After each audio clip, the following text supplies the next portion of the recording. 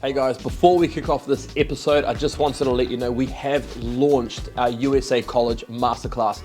This masterclass helps a lot of athletes go through the entire college process and they don't have to use an agency. So make sure you use our discount code, which is in the link in description, so you can get $1,000 off the actual price. This is for a limited time only, so make sure you do capitalize on this so you can get access to this awesome masterclass. 74 videos, 4 hours worth of content, everything I've learned in 8.5 years. I am literally teaching you for a fraction of the price that we charge student athletes. So get into it, get recruited, and start your college process. All right, guys, welcome to another episode of the Platform Podcast. I'm really excited about this one. I've got my friend Marcus Wheelhouse here, professional golf coach. And Marcus and I actually go quite far back. He was actually the first golf coach to give me an opportunity to work in the Auckland golf space. I was living in Wellington at the time. This would have been, 2015, 2016. Yeah. And I said, look, this is what I do. You gave me a chance. And, our first client that we worked together with, Daniela Barrett, ended up doing very well. And here we are, 8 years later. So thank you so much for the opportunity, man, to talk with you. Pleasure. So, for those that don't know, all the golfers will know exactly who you are, but some of the other tennis players, etc. For those that don't know you, Marcus was a former world #1 amateur golfer, worked with some of the top pros in New Zealand, including Ryan Fox, played on the tour himself, New Zealand stroke play champion, and the list goes on. Marcus, how did you get involved in golf? Like, what was the key person in your life that pushed you towards the sport, and how did you get into it? I guess there was a few moments, but the main moment was my sort of parents, probably where they lived, which was beside a golf course. An old buddy of mine, Patrick Schuster, his father and uncle played, and basically we had to go and try and find golf balls on the golf course for them. That's awesome. that's all the stories, right? And then we got caught basically on the golf course, and the junior director of the day said, "Look, come up and play." Yeah. And we started playing, and Patrick was really super talented. Yeah. And I wasn't as good as him, and so then we started playing, and the next thing you know, it was.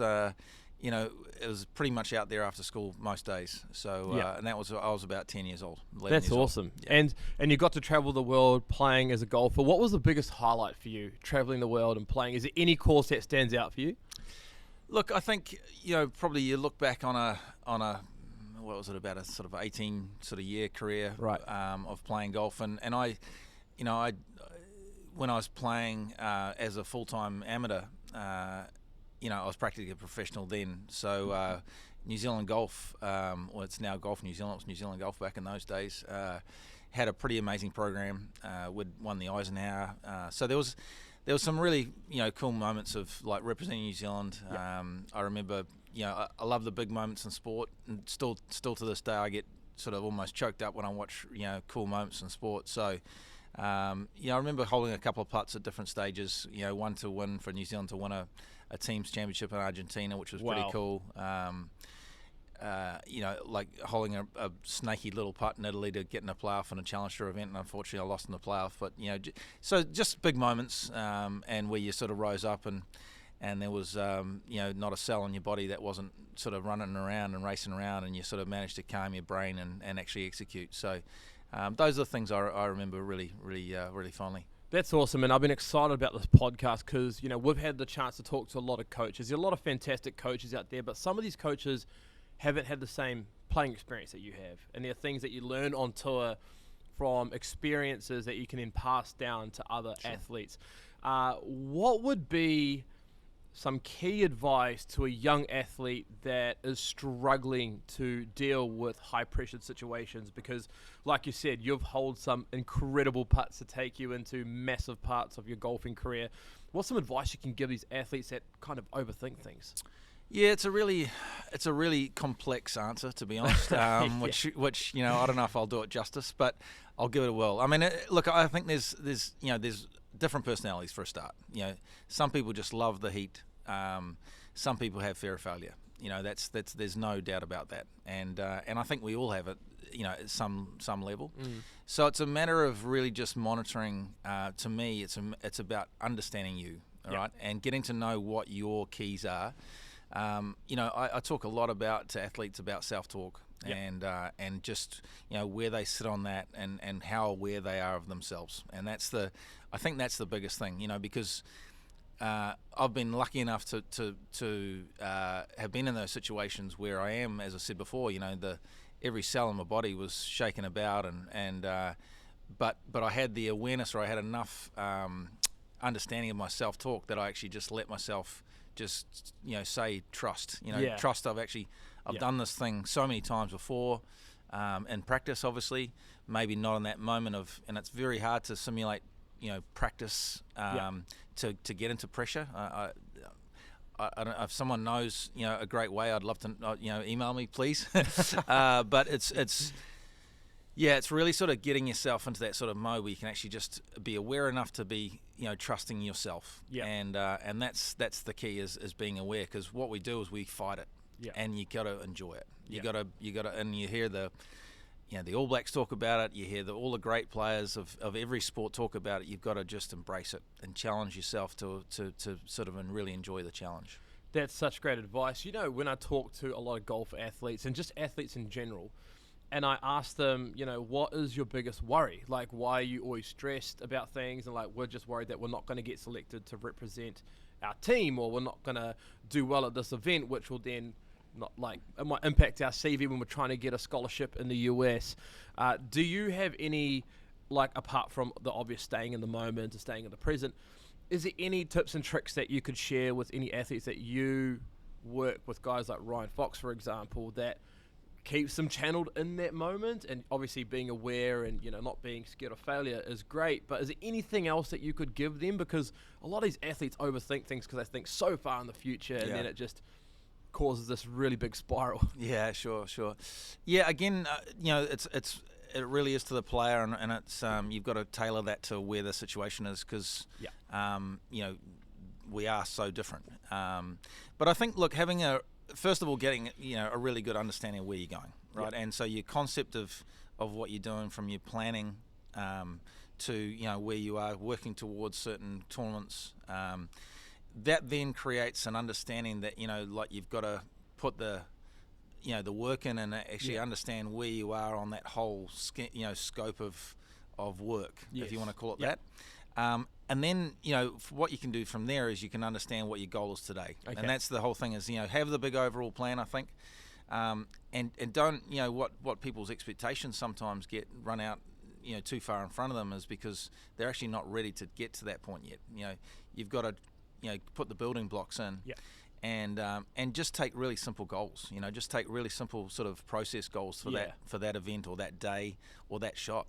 Okay, I'm just gonna picture the shot. I just want to, which is the old one shot at a time, analogy, which we all know of, is overdone in golf in some ways, but it's not. It's actually, there's never truer word spoken. Yeah, it's the same, I guess, with other sports, right? You hear Rafael Nadal saying, 1 point at a time. Yep. And that's it. And the great old statement, I love, the control of controllables. Control what you can control. There's lots of things that you can't, and worrying about the weather, and worrying about the golf course, and worrying about the fact that the greens are bumpy, or the sand in the bunker you don't like, and just actually, that's out of your control. It is what it is, and really just focusing on what you can do, and accepting that, hey, look, you can't be perfect. You're not going to be perfect all the time.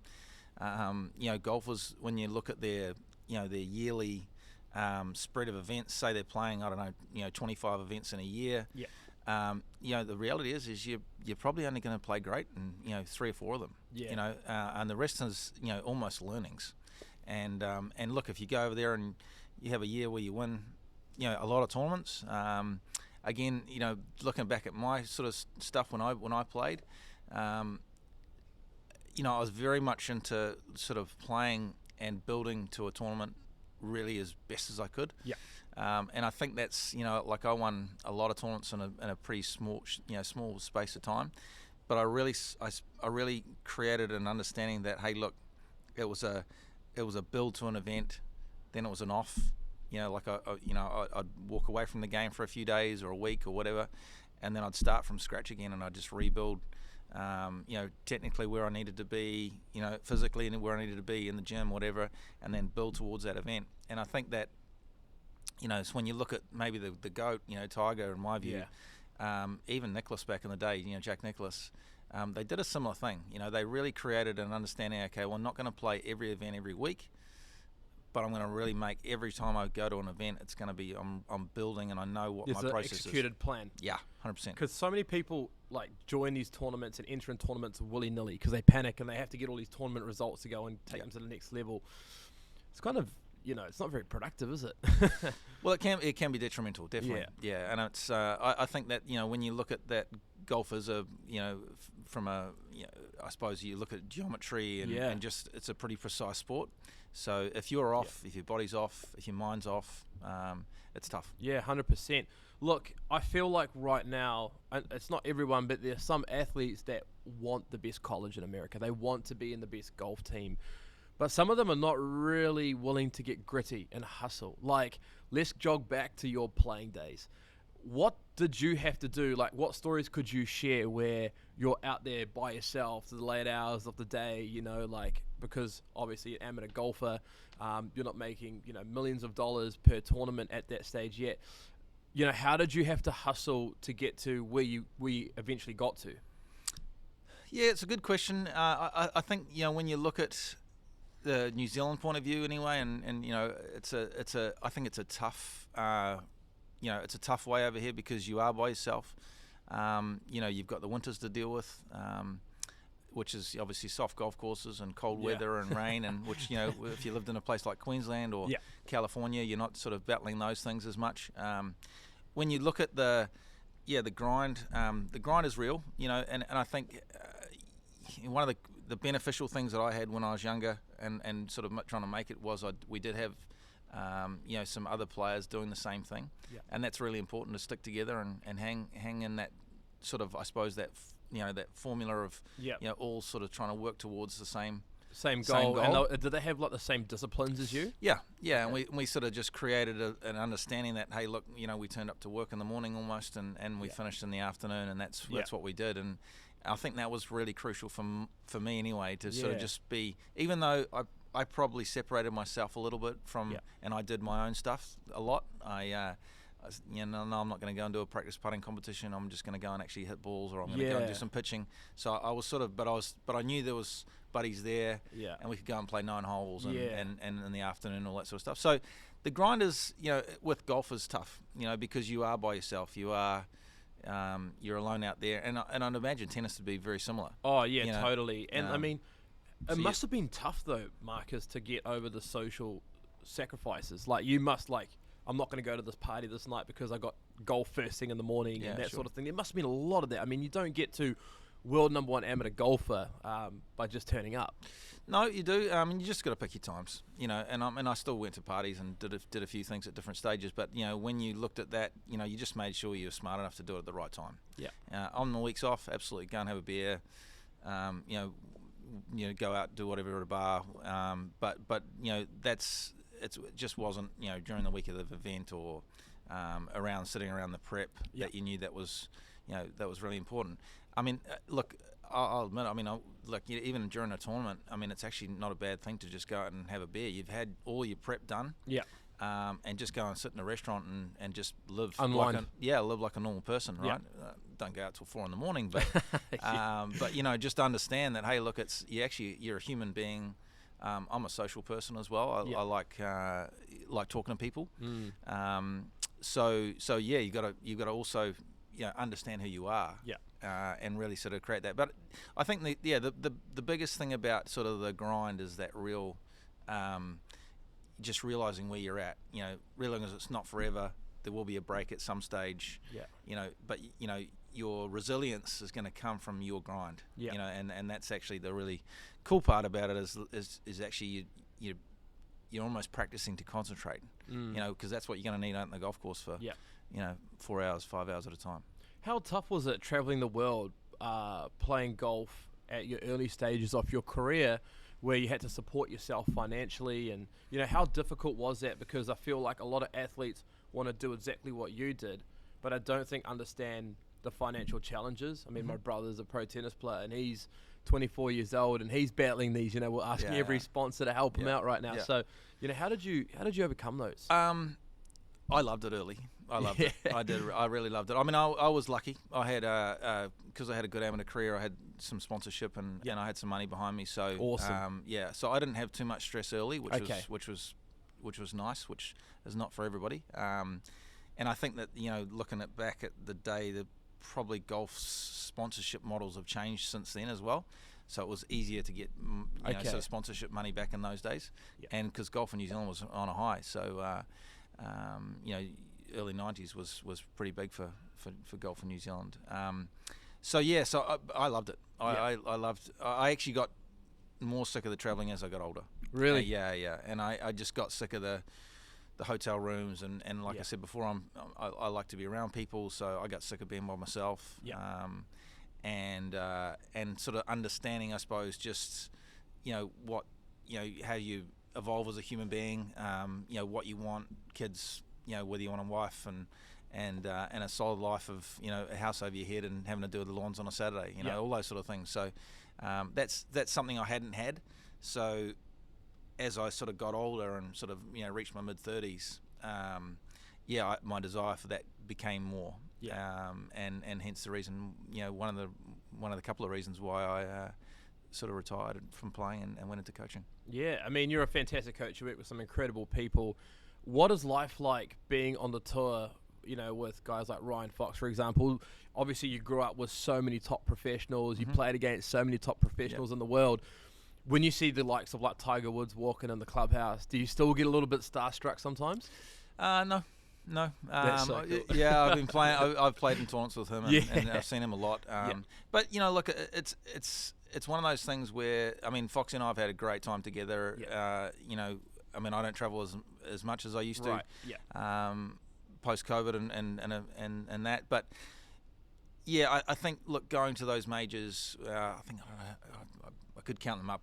But I think it's about 10. I've been with Foxy, and I used to go away with him, 7 or 8 weeks a year at least. So they were awesome times, and it was, like you go overseas and you see a lot of guys that you used to play with and they're still playing, and some of them are really miserable and some of them are really happy, and some of them got lots of money and some of them haven't, and some of them are on their 5th wife, and some of them are, it's pretty funny. So it's like one of those things where, I look back and I'm really glad of what I did and how I've gotten absolutely no regrets. To answer your question, I've had some great times with that. Lots of learnings. Seeing what the best coaches in the world do, and I've done quite a lot of sort of personal development stuff with some of the really good coaches as well. Just talking to them and struck up some good friendships and gone and done their academy / coaching, tutorial coaching stuff. Worded that well, haven't I? And then trying to sort of just, as I said, just peel off what the best do, and that's you just be able to sort of feed off what they. Well, you're a product of your own environment, right? And that's why I think you're such an incredible coach, because you've not just learnt the curriculum and how to coach people, but you've experienced so many things. You've rubbed shoulders with so many great people that you can contribute. It's kind of like my dad being a tennis coach. I've been starstruck many times with tennis. I was sitting, Ajit was playing in the Junior Australian Open and was sitting in the Players Lounge, and I'm sitting right here. Next to me is Rafael Nadal with Carlos Moya, and I'm just like shaking. I'm like so starstruck.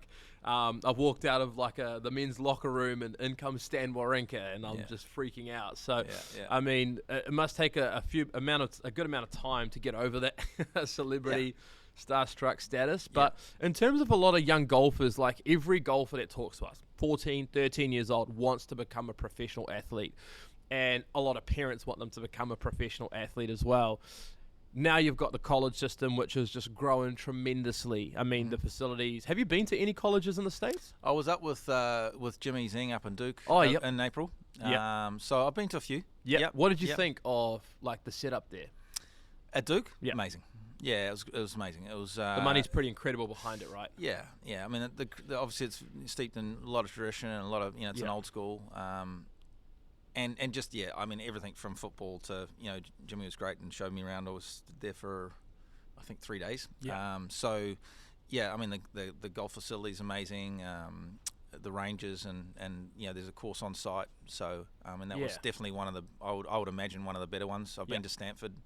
I've been to Texas A&M. I've been to a few over the years. The big time colleges, the Power 5 conferences. That's awesome. And I mean, I sort of went on a bit of a tangent there, but a lot of these parents that contact me that their kids are 13, 14, they want to go pro. And in the consultations, when William or myself do these consultations with the client, some of them are saying, "Oh, we're not sure in college because I feel like if we go to college, we're not going to become a professional." Did you ever think that back in the day, and has that sort of changed over time, or after seeing some of these athletes coming out, or what's your comments on that? Yeah, I mean, I guess sort of almost back to. I mean, I nearly signed as a Texas A&M and as an Aggie back in the day, and then didn't go for other reasons. But when you look at that system, I mean, there's been basically a lot of kids that I've talked to that have gone and had a unbelievable time and have come out a better player, and others have struggled with it. So but I think the main thing is that you have someone that can guide you. It's a complex, as we both know, it's a complex situation. You need that. I think you need that level of guidance and to know what school you go to, what the coach is going to be offering, what the facility can offer you. Just being smart about the decision and doing your research on what you're actually getting yourself into. I think it's the key there. I mean, look, if you get to a point where you start to understand at 22 and you've got a degree, if you're making gazillion dollars from golf, you got to know where to invest it and know what to do, with that, and still live life. And I mean, golf's a game that you can play. You look at Stephen Elker, he's still rocking it, which is amazing. So you can play a lot longer than something like tennis. But the reality is that the education gives you, I think, a great sort of base of life, and I think the social aspect of it as well, just being around other young people and having that support of a team like I talked about before. When you're in New Zealand, it's really hard to get that team. No, that's right. And so when you're part of a team, it's it's pretty special when you're younger, I think, to be, have great mates and have a great time. And, even Jimmy, like when we were over there, the team went out on the Saturday night and, they were going to play the following week. And so they, went out and just had dinner and just had a kumbaya, and that's what it's all about. I think the college system is so wide, so big, and there's different reasons why people go to the States. You got guys like, for example, Zach Swanwick committed to University of Florida, so he's going to be going there in August next year. His intention is he wants to go pro, so he was trying to find a college that could help him get to that, could finance him for the next 4 years, and he could get a lot of resources out of it and develop over that time. And you've got other colleges that sort of cater towards the more social side that want to go for an overseas experience, and then you've got other athletes that are very academic driven that just want to go to maybe a NCAA Division III college that only focuses on academics. So there's a lot of different reasons, and I guess the coach has to be the most important thing, right? If you want to become a professional, how do you identify a good coach? So I suppose when you look at I suppose from a New Zealand point of view, and you're looking at a player that's in New Zealand, I think definitely that coach that's had that understanding or knows about the pathways is really important. And that's, like you obviously got to have a pretty good understanding of the technical base, but it's all the support that, and there's plenty of, great New Zealand coaches out there that are I think are really supportive, mentally, as well as just understanding that it's a long and steady road, and that's rush slowly is a great statement, I think, in that space where finding someone that's having the vested interest in the player himself, and that's the big thing, is the person, not just the that's the game why of golf. It's great to go on visits to America, right? Because you get to actually interact with the coach one-on-one. As I know a lot of athletes don't get the opportunity to. They try and they interview with coaches online, and then they have to make those decisions in the home country because the colleges might not be able to afford to fly them out. Sure. But if you've got an opportunity to go to the States and see what they're about, that's great. But the thing is that the hardest thing is, like, when you're on a call with the college coach and an athlete's talking to a university, that coach is on that call because they want to sign you. And there's been instances in the past, not with our athletes, but we've had transfers come on board with our company to help them find new homes, where they've been sold an arm and a leg, and they get there and it just turns out not to be what they were promised. And I guess what I'm trying to say is there any way to really try and peel back some of the layers of a coach? Like, are there questions that athletes should be asking a coach to help identify the right coaches? Yeah, I guess so. That's I suppose again one of those ones where you sit and just knowing what you want to achieve, and then being able to sort of try and target that, facility and what it sits around with and also remembering that a lot of the time that the coaches that maybe the New Zealanders perceive as being coaches is not necessarily a swing coach, or they're just setting a program. They're setting a program, rather than, so they're more managing, like what we would call, I think, from a Kiwi point of view, they would be sort of more looked as managers, managing a team, and so they manage their physical, program, their mental program if they work with a sports psych over there.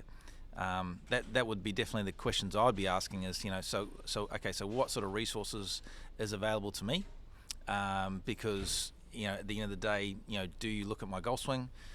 Is there someone that is around that's involved in the college that's, highly regarded, that's a swing coach? What are my physical sort of, possibilities? Can I access the gym all the time? Or is that just for the football team? All those sort of things around, so what do we got from the sort of what are we getting out of the program? Facility of, can I practice there 7 days a week, or am I only limited to do 3 days a week, or all that sort of stuff. So really understanding the whole picture of what you need to do, the whole pie, and then going, okay, can I do this? Can I do that? Am I allowed to do this? When can I play? How often are we playing as a team practice? Gotcha. So you can start to build a little bit of an understanding about what your week might look like. Cool. And what's available to you and what's not. And then, then you can sort of say, and if you've got it on a email, you can say, well, hey, look, I signed this up and you said to me I was going to have this available, and now I've got there and it's not. So you've got something pretty strong to go back to them. 100%. That's such great advice because I guess like some athletes go to college and they're like, man, this coach isn't doing any biomechanics stuff with me. And I'm like, is that really what you wanted before? You should have asked that. Like, correct. What's your expectations? Exactly. Like, send some video. What can I do to improve my swing? What do you think are the areas? And then see if that coach can identify that. And if you feel like, they're actually contributing something to my game, then there's value in going to that program. Because a lot of athletes just go for the sake of going and don't really pull back the layers. And that's the point of doing these podcasts, is to help educate a lot of kids and parents as well. And another thing that I wanted to touch on is that a lot of kids I'm finding in today's time, and this, I don't know if this has changed or if this is just how some athletes are, they just expect to walk themselves into the best program, but doing very little in New Zealand. Like, you must have seen some athletes, they don't take it seriously here in New Zealand sometimes. We've had athletes that, they got their tee time set for a tournament and they're rocking up 5 minutes before. They're not warming up. They've got nothing prepared. They've got no food in their golf bag. They've got no game plan, and then they go and play and they get upset when they don't perform. I mean, what are some of the things that you do with your clients to help prepare them for these events coming up? Yeah, it's pretty multifaceted. Like when you look at that, I suppose that pie of a player, if you want to call it that. So just sort of the amount of different areas that you've got. That's the time you spend with them, and understanding. Right from, I've taught some players from sort of 7, 8 years old, and now, like, I was just with Ryan Z now, and I've been working with him since I think he was 8 years old when I started. He's 15 now, and a hell of a player, and it's all those things that have accumulated over the years. So all those, you've got to tick all those boxes, and you've got to be understanding that the creating part about a golfer is their preparation. Because we hate surprises, golfers, and if you get up there and you're in a situation where you can't handle that situation, then that's going to be a fail. There's no doubt about that. You don't know what to do. You don't know what shot to play. whether you're in a hurry or whether you're too slow. You know, play all those things. You know, because that's the situation that you have to prepare on a range or on a you know, playing 6 holes. At, you know, at 5 o'clock at night. You go, okay, so what about this? What if you got behind a tree and you had to do this, for example, a real basic sort of scenario? Or you know, if you did. I mean, I never forget playing a tournament in the Australian Masters in Huntingdale, and this was many years ago. And I was in a car, and I got 5 minutes from the golf course, and I'd forgotten my shoes. Oh wow! You know, yeah. And basically what had happened was that the bag that I'd picked up, was basically the wrong bag. Oh, from the airport? No. So from a hotel room. Oh, right. I just picked up the wrong bag. Yeah, right. yeah. And it was just a gear bag. And I had a couple of gear bags that I used to hang on. One was the gym, and one was and I picked up my gym bag. And mate, so I've rung the pro shop. You know, have you got any size 11s? No. I'm like, okay, good. Right, can I play? I'm in like these, you know, loafers sort of things. Can't play golf in them. Like if I had trainers on, I probably could have got away with it. So I had to go back to the hotel to get, you know, because I was looking for golf shops and there was no internet back in those days. And so, you know, but I got back to the range with back to the course with like 5 minutes ago. You can't prepare yourself for that, you know. But I used the tools that I'd used before, which is just like, hey, I can't control it. I made the best decision I can. I got on the first tee and I was actually pretty calm, you know, and I played all right. I can remember hitting a pretty poor tee shot, but you know, I had no warm up. But it's those sort of things that, you know, you've just got to work into what you do. And you know, so what if you couldn't warm up at a facility? What would you do? You know, just trying to prepare an athlete for the non-normals, and but make sure that you understand if you did have that chance to do something, this is what your plan is. It happens. I mean, being an athlete, things can go wrong. Like, I mean, my brother just came back from Kazakhstan and his bags has been lost.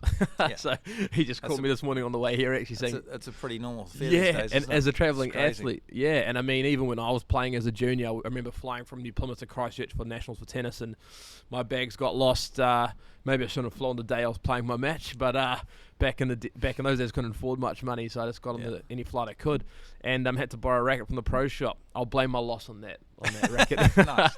My brother, if he's watching this, he'll be like, "Nah, I'm just hopeless." But but I mean, things like that can happen. But if you have processes put in place mentally, like, you know, the little things you spoke about earlier, like the self-talk, you can overcome those things. I feel like a lot of athletes, sometimes things go wrong.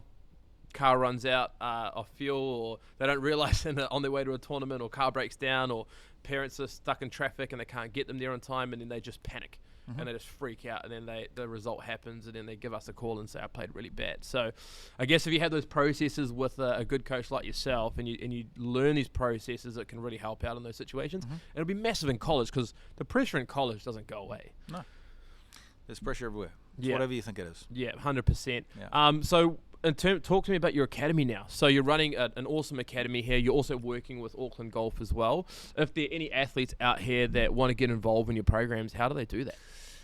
Yeah, I mean, I've got the Kings Academy out here, which is you know, going along nicely. Got some good coaches involved with that as well. And then I've got some other junior stuff going on at Akarana Golf Club as well. So.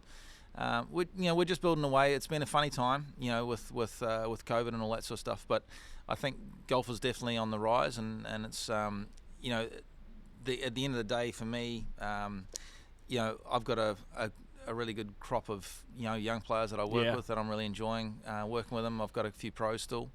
I'm out here most days, you know, out of Royal Auckland and Grange. So it's a great facility. So this is amazing. This is amazing facility. It's one of the best around. The short game area is amazing.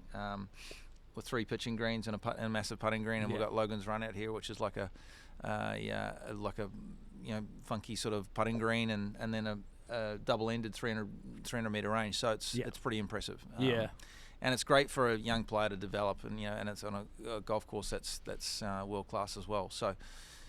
So pretty lucky to be here, and also in that space where, you know, that's, I think, what you need to have as a young golfer. You need to have a great facility to work at, and that's something that, you know, if you looked at, you know, where your challenges as a Kiwi, you know, up and coming golfer, that's probably one of your challenges, is actually, how many facilities are there in New Zealand that are actually world class? And the answer, unfortunately, is not many. Yeah, true. Or not as many. Not as many as like if you go to the States or Australia. It's just.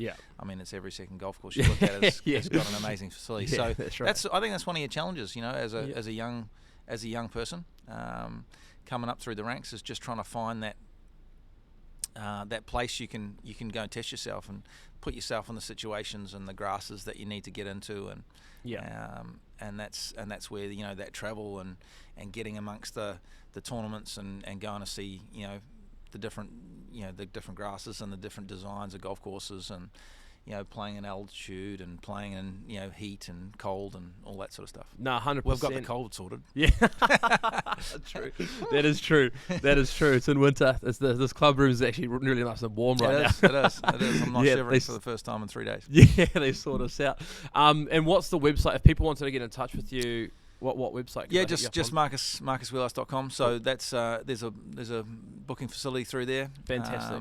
But yeah, no, it's and there's, as I said, I've got some other Fraser Wilkins working for me and Oscar Sachs, and there's Dominic Sainsbury, Chichi. So we've got some good sort of coaches coming through, and awesome.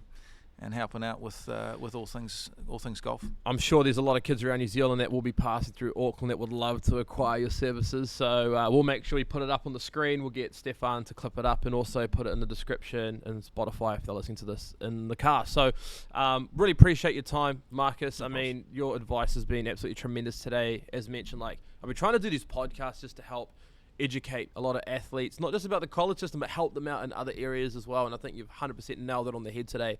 So thank you so much. I know you're super busy, so really appreciate your time, man. You're an absolute legend. No, you're doing great. So you just keep on doing what you do, man. It's good. Thanks, brother. Let me know when we can sign that next top D1 recruit, eh? Awesome. Cheers. Until next time, guys, this is the Platform Podcast, and thanks for tuning in. Cheers. Cheers, man. Thanks, buddy. Awesome. Thank you so much. Okay.